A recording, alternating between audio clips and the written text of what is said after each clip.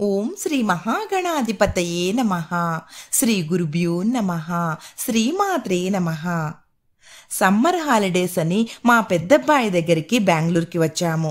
అక్కడ 1 day devotional trip plan చేసుకున్నాము. చాలా చక్కగా జరిగింది. అన్ని చోట్ల దర్శనాలు బాగా అయ్యాయి. వైట్ ఫీల్డ్ నుండి ఉదయం 7 గంటలకు బయలుదేరి మొదట మార్కండేశ్వర బెట్టకు వెళ్ళాము.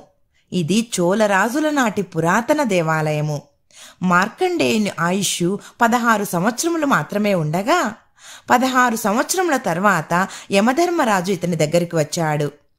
అయితే మార్కండేయుడు శివలింగాన్ని ప్రతిష్ఠించి మహామృత్యుంజయ మంత్ర జపంతో శివుణ్ణి మెప్పించి ఆయుష్ను పెంచుకున్నాడు. తర్వాత కోటిలింగాలకు వెళ్ళాము. చాలా బాగుంది. ఎటు చూసినా లింగాలే. చూడటానికి 2 కళ్ళు చాలనంతగా లింగాలు ఉన్నాయి. అందులో మంజునాథ లింగము ప్రథమలింగము. ఈ లింగానికి అర్చన చేస్తే అన్ని లింగాలను అర్చించినట్లే అని అక్కడి అర్చక స్వాములు చెప్పారు. ఇచ్చట లింగాలతో పాటు బ్రహ్మ సరస్వతి, శివపార్వతులు, శ్రీదేవి భూదేవి సహిత స్వామివారు, వెంకటేశ్వర స్వామి, వాసవి అమ్మవారు, వినాయకుడు, కుమారస్వామి, శనైశ్చరుడు, సాయిబాబా, అన్నపూర్ణాదేవి మొదలగు ఆలయాలు కూడా ఉన్నాయి. లింగాలన్నింటిలో అతి పెద్ద లింగం పెద్ద నంది చాలా ఆకర్షణీయంగా ఉన్నాయి. ఇక్కడే శ్రీ మంజునాథ సినిమా షూటింగ్ జరిగింది. తరువాత బంగారు తిరుపతి టెంపుల్కు వెళ్ళాము. శ్రీదేవి భూదేవి సహిత వెంకటేశ్వర స్వామి ఇక్కడ ఉన్నారు. ఇంకా కన్స్ట్రక్షన్లో ఉంది ఈ దేవాలయము. ఇక్కడ గంగామాత నీటిధారను ఇస్తున్న దృశ్యం చాలా బాగుంది. గుడిపైన పెద్ద గరుడ పక్షితో ఆకర్షణీయంగా ఉంది. తర్వాత అవనిబెట్టకు వచ్చాము. ఇది లవకుశల జన్మస్థలం. ఇచ్చటి వాల్మీకి ఆశ్రమంలో సీతాదేవి లవకుశలకు జన్మనిచ్చింది. ఇక్కడ రాముడు ప్రతిష్ఠించిన పెద్ద లింగముంది. ఈ లింగాన్ని రామలింగేశ్వర స్వామి అంటారు. టెంపుల్ ప్రక్క నుండి మెట్లెక్కి వెళ్తే అక్కడ వాల్మీకి ఆశ్రమము, పంచపాండవుల ఆశ్రమము, సీతాదేవి ఆలయము, లవకుశల జన్మస్థలము ఉన్నాయి. తర్వాత విరూపాక్ష దేవాలయంకు వెళ్ళాము. ఇక్కడ స్పెషల్ ఏంటంటే ఇచ్చటి శివలింగము ఉదయం ఎరుపు రంగులో, మధ్యాహ్నం తెలుపు రంగులో, సాయంత్రం తేనె రంగులో ఉంటుంది. ఇక్కడి గర్భగుడిలో 2 లింగాలు ఉన్నాయి. ముందు ఒక లింగము, వెనక ఒక లింగము ఉన్నాయి.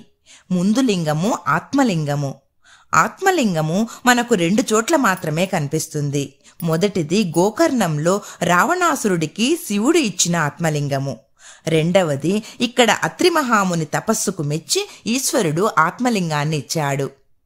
ఇక్కడ లింగము ఉదయం 6 నుంచి 12 గంటల వరకు రక్తవర్ణంలో అంటే ఎరుపు రంగులో, మధ్యాహ్నం 12 నుండి సాయంత్రం 4 గంటల వరకు స్ఫటిక వర్ణంలో అంటే తెలుపు రంగులో, సాయంత్రం 4 గంటల నుండి ఉదయం 6 గంటల వరకు మధువర్ణం అంటే తేనె రంగులో ఉంటుంది.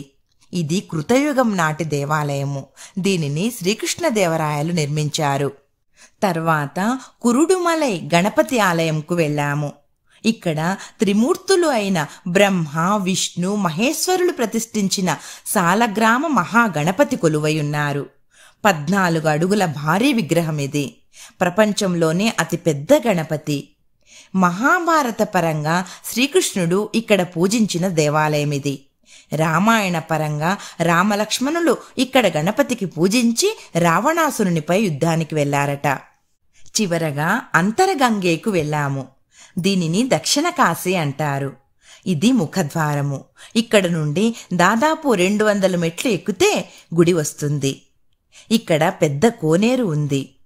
కోనేరు ప్రక్కగా కొండల నుండి బసవన్న నోటి ద్వారా నీళ్లు వస్తూ ఉంటాయి. దీనినే అంతరగంగా అంటారు. ఈ నీరు త్రాగితే సకల రోగాలు నయమవుతాయట. ఇక్కడ వినాయకుడు, విశ్వేశ్వరుడు, విశాలాక్షి అమ్మవార్లు కొలువై ఉన్నారు. ఓం నమః శివాయ.